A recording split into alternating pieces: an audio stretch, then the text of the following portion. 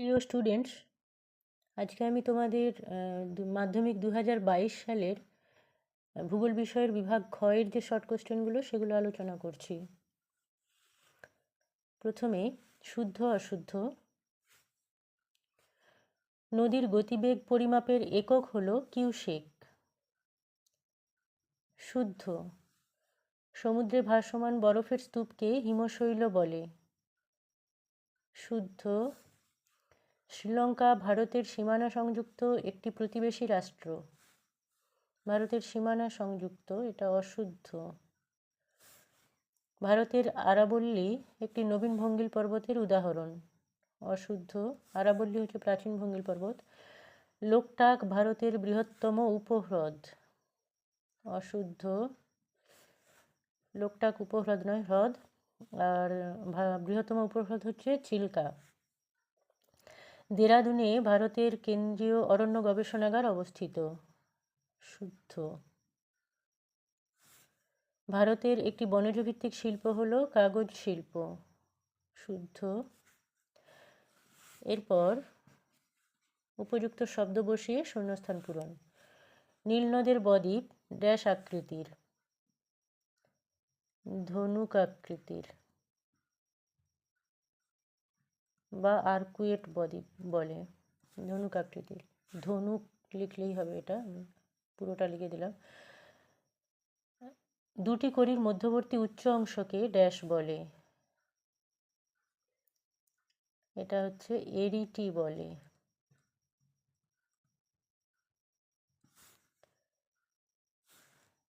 ধনুক আকৃতির হবে, এটা আগেরটা করে দিই।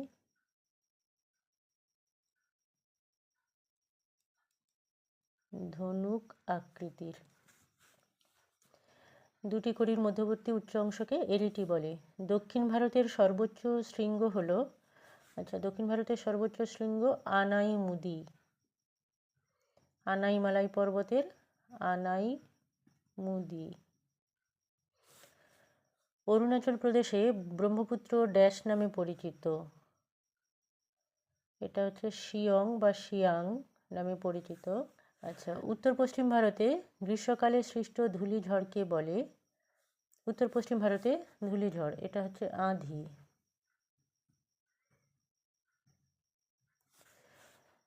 ড্যাশ মৃত্তিকা ম্যানগ্রোভ অরণ্যের জন্য আদর্শ। এটা হবে লবণাক্ত মৃত্তিকা বা উপকূলের লবণাক্ত মৃত্তিকা। জামনগর ড্যাশ শিল্পের জন্য বিখ্যাত। জামনগর হচ্ছে পেট্রো রসায়ন শিল্প, এখানে লিখে দিই পেট্রো রসায়ন শিল্পের জন্য বিখ্যাত।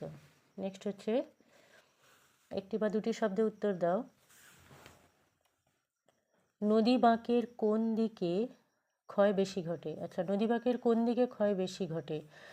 নদী বাঁকের এখানে কি বলবো, অবতল অংশে, মানে নদী বাঁকের যে অংশে গিয়ে নদীর স্রোতটা আঘাত করে আর কি, সেই অংশে ক্ষয় বেশি হয়। নদীর স্রোত গিয়ে যে অংশে আঘাত করে সেটা হচ্ছে অবতল অংশ, বা যেটাকে আমরা বলি খাড়া পাড়। নদীর স্রোতের আঘাতে পাড়টা ক্ষয়ে যায় বেশি এবং তার ফলে সেটা খাড়াই হয়ে যায় অবতল অংশে। আমি এক কথায় এমনি একটা এতে লিখে দিলাম শব্দে। নদী বাঁকের কোন অংশে ক্ষয় বেশি ঘটে? তাহলে বলতে হবে যে নদী বাঁকের যে অংশে নদীর স্রোত এসে আঘাত করে সেই অংশে, অর্থাৎ অবতল অংশে বা নদীর খাড়াপাড় অংশে। মেরু অঞ্চলে কোন উচ্চতায় হিমরেখা দেখা যায়? মেরু অঞ্চলে সমুদ্রপৃষ্ঠ উচ্চতায় বা সমুদ্র সমতলে। সমুদ্র পৃষ্ঠ উচ্চতায়। বায়ুপ্রবাহের সমান্তরালে সৃষ্ট বালিয়াড়িগুলির নাম লেখো। বায়ুপ্রবাহের সমান্তরালে সৃষ্ট বালিয়াড়ি, এটা হচ্ছে অনুদৈর্ঘ্য বা শিফ বালিয়াড়ি। অনুদৈর্ঘ্য বা শিব বালিয়াড়ি। পশ্চিম হিমালয়ের তাল কি? আচ্ছা, তাল হচ্ছে হিমবাহ সৃষ্ট হ্রদ। এখানে বলতে হবে পশ্চিম হিমালয়ের তাল কি? পশ্চিম হিমালয়ে হিমবাহের ক্ষয়কার্যের ফলে যে হ্রদ সৃষ্টি হয় তাকেই স্থানীয় ভাষায় বলা হয় তাল। এখানে আমি শর্টে লিখছি হিমবাহ সৃষ্ট হ্রদ, না, হিমবাহের ক্ষয়কার্যের ফলে সৃষ্ট হ্রদ। হিমবাহ এর লিখে দিচ্ছি। হিমবাহের ক্ষয়কার্যের ফলে সৃষ্ট হ্রদ, তাকে স্থানীয় ভাষায় বলে তাল। যেমন সাততাল, ভীমতাল, পুনতাল এইগুলো। ভারতের কোন রাজ্যে গঙ্গা নদীর নিম্নগতি দেখা যায়? এটা হচ্ছে পশ্চিমবঙ্গে।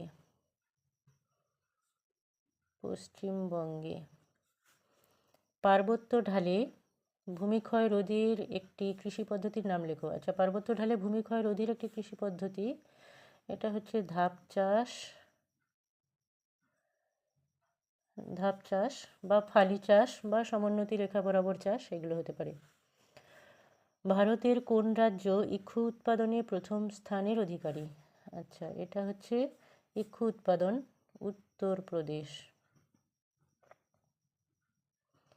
উত্তরপ্রদেশ। ভারতের প্রথম কাপড়ের কল কোথায় স্থাপিত হয়েছিল? এটা হচ্ছে কাপড় কল পশ্চিমবঙ্গের ঘুষুরি।